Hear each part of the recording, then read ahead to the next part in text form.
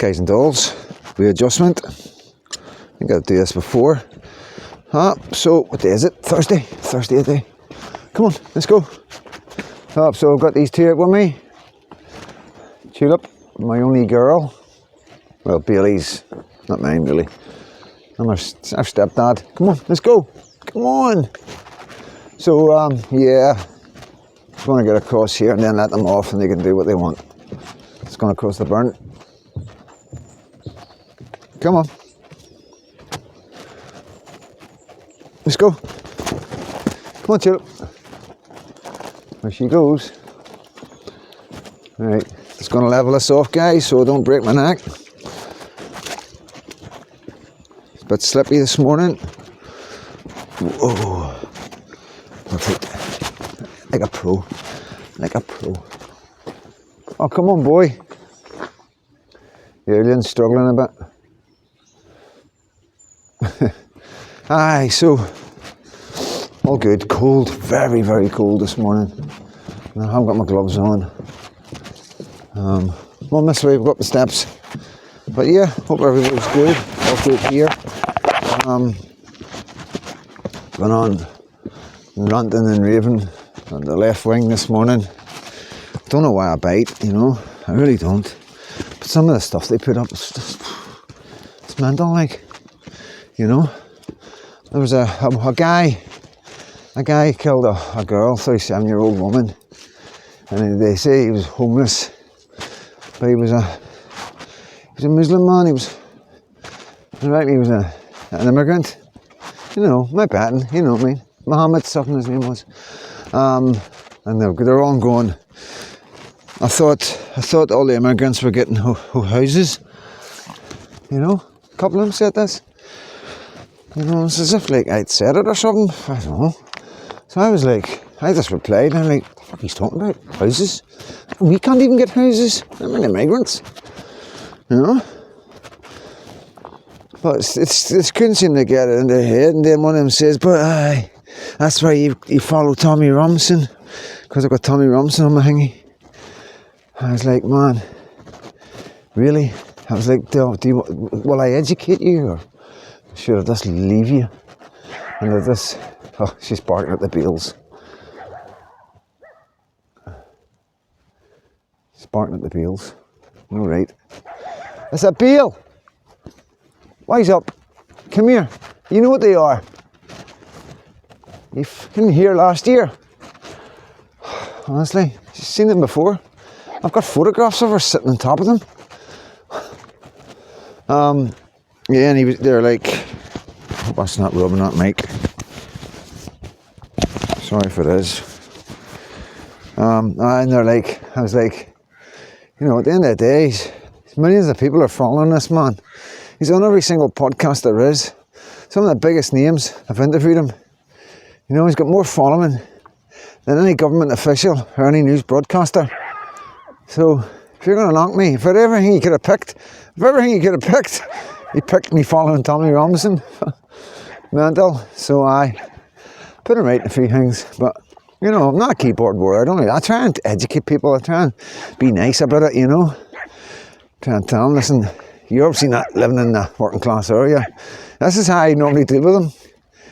Because it's the things that they come out with, you can tell they don't come from working class area. If they came from working class area, they would never fucking put the stuff that they're putting down. Tulip, they're beals. They're beals.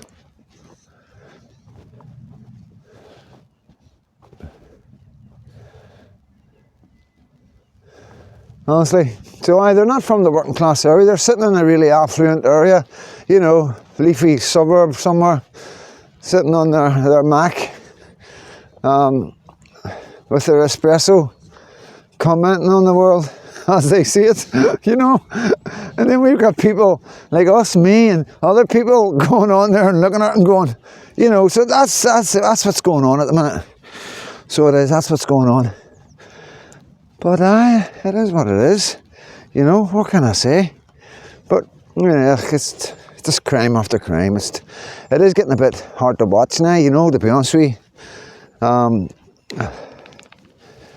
I can sort of You need to know, but it does get, it's all the time.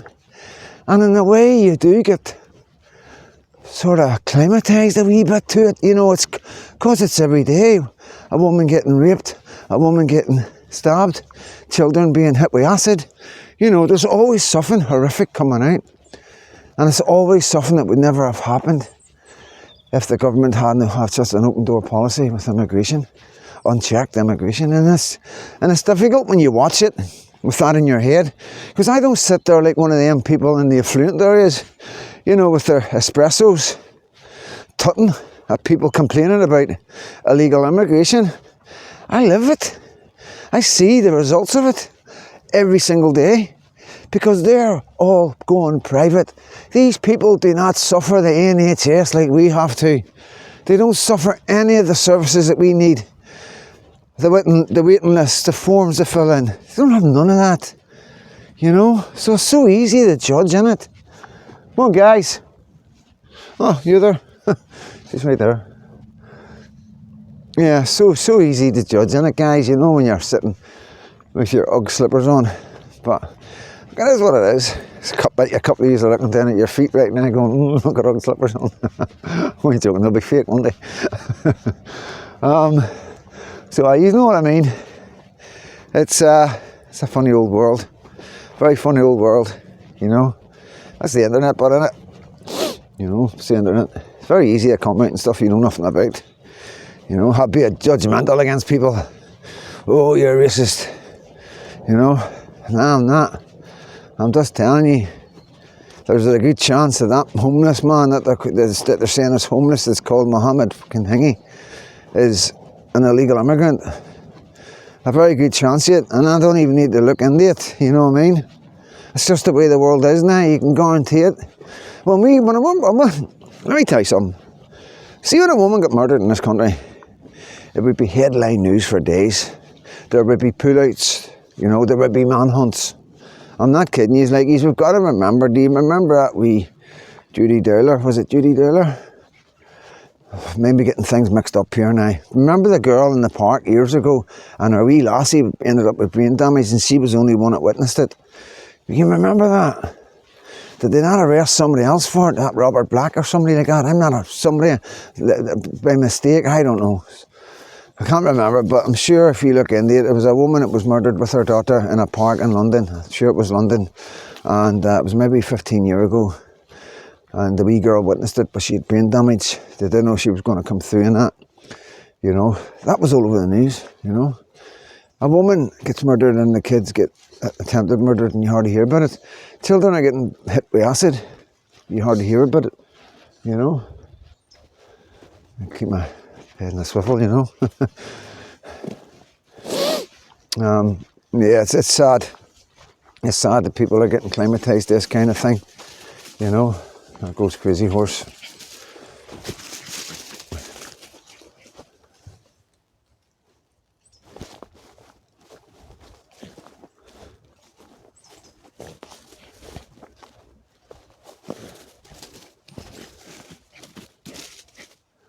Nuts, isn't she? She want to fight me. That's her want to fight me. Come on, let's have it. But yeah. So anyway, not going to go on and on. So I agreed yesterday to ties about my sort of the bank robberies and that I got accused of in Scotland. So basically, they came through my door in Belfast, Northern Ireland, and brought me to Scotland. They said they had my fingerprint on the counter of a bank, which I knew wasn't possible. Just knew it wasn't possible. You could actually say, I know this is impossible, but I did try and tell them it was definitely not my fingerprint, but they weren't listening. So it took me a year on remand. Fucking year. You know, you don't do years on remand. You don't do a year on remand in Scotland. 3 months is the limit, then they've got to hang you. You know, but I had to get experts in. So if the defence need more time, then we can get more time, you know. So we had to get experts in, and these were like really top people, and they couldn't just drop everything in a hat. We had to get them, wait for them to come in, and then we had to get them to look at the fingerprint. Then we need to get other people to look at it. No, prove it wasn't mine. So anyway, we got through that process and proved it wasn't mine. But by then, they'd already turned my co-accused against me and the rest of his Queen's evidence. Basically, immunity from prosecution to give evidence against the rest. So he's all charged, you know what I mean? And obviously, he was the weakest link. There's a buzzer away by. There's a way on there. Big cracker. Yeah, so it was a tricky one, you know. There's a guy I've known for 10 years, one of my best friends in Scotland. I was saying to the police that I robbed all these banks and was prepared to stand in the witness box and say that I did it and the other guys did it. So anyway, long story short, my lawyers were saying to me, we need a defence. So I want you to think about that. This is a guy who is your friend for 10 years. All sorts of evidence that you're friends. Been to your house many times in Northern Ireland. Conceived his children in your house in Northern Ireland. Spent New Year's together. Christmases together. Knew each other's family. Well, I knew his family, etc., etc. Very close. So, what would your defence be? That he's just lying? No, he's lying. That's it. Yeah, it's not going to cut it like, so I had to come up with, my lawyers were doing my nut then, to be honest with you. And so, this is for entertainment and educational purposes only. I'm saying it now. And everything I'm saying, I'm assuming, because I have to be careful how I put this. So, I was on remand with a man called Mark Clinton. And Mark Clinton was basically a big gangster. I'm not going to say his name. He wrote books about it and everything, so I don't know. Pull first, fuck it. Pull first. And apparently he was a hitman for Paul. And he was in, at the time, for a Billy McPhee. The killing of Billy McPhee in a pub in Glasgow. And he was a really well-known, Mark Clinton was really well-known gangster from Glasgow. Some people would argue, because obviously you get haters, but, you know, I know the guy, and I'm telling you the truth. He was feared, you know, he was feared. Billy McPhee, somebody walked up to Billy McPhee when he was on a bulletproof jacket, and just went like that, right into his face, his eyes, into his brain, you know. This is no kidding about stuff. This is the real McCoy, you know, and, but this is going to sound mental. Like, I'm not saying he done that, he's dead, the guy's dead, right? The guy's dead, okay? Mark is dead, okay? But I'm not going to sit here and he got a prosecution's PF's release, okay? So he was released without any further charges. So he was never found guilty for it. I'm only telling you what he was in for, you know, at that time. So anyway, we've got dubbed up the guy, you know. He's one of the boys, you know what I mean? And like I say, this is Barlini. I've already got into a fight and all that, and made myself known, sort of thing. And so he's like, oh, you won't get dubbed up behind the bar, because it's really important in prison that you get the right cellmate. You've got to understand that. Very, very important. I'm not talking about anything weird, okay? Because get that out of your head, right? That's not the way jail is. That I know of, you know. I can only speak from my experience. I'm talking about you could have anybody put in with you. Somebody that was an alcoholic from outside, going through DTs. A heroin addict from outside, going through the rattles. It can be hell, so it can, right? So it's very important that you have, on remand, it's very important that you have the right, because people come and go all the time. And he was on remand for a while. He knew I was going to be on remand for a while, because we were high-profile cases. So we dubbed up. So I've come back to the cell, and he's like, I'm like, you get a defence, right? And I'm not going to tell you, because I've got to be careful. Let's just say, to protect myself, that he said there was a case in England where a guy said he was working for Special Branch, a big cocaine trial. And I was like, and he was like, yeah. See, it wasn't really him that told me this, it was somebody else, and I can't tell you who that was because they would get into so much trouble, because it's unbelievable who it was. Anyway, so I goes back to the cell, and he starts rattling out my defence. So my defence was that I was in Northern Ireland, And I had been working for the Security Services Special Branch for talk's sake. And that the armed robberies were getting done in Scotland, and that they wanted me to come over, infiltrate the gang, and find out what was going on. Because you got to remember, nobody knew what was going on. These banks were getting whacked, and there was no evidence. The police couldn't even tell people what colour car was being used. They had nothing. They just knew it was people with Belfast accents. So, you know, they were putting two to two together and getting five. It was, you know. So basically, I'm in the witness box saying the reason why this man's turned against me is because he knows I'm working for the police. You get me? It's hard work. You got to understand, I was in the witness box having to say this, and it wasn't pleasant. It wasn't pleasant.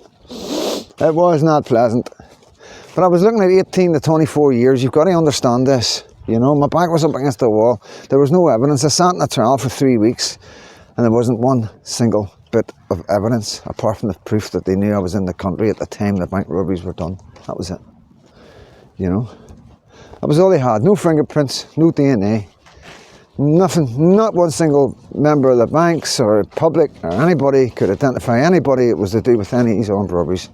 The only evidence that they had was people that knew me saying that was who I was. That was like, it didn't even make any sense, because you got to remember, I was on trial. There was 4 other lawyers and QCs. The place was bunked. It was packed. There was 4 of us in the dock. You know, as soon as the Queen's witness came out and pointed us all out, all my co-accused pled guilty, which left just me in the dock.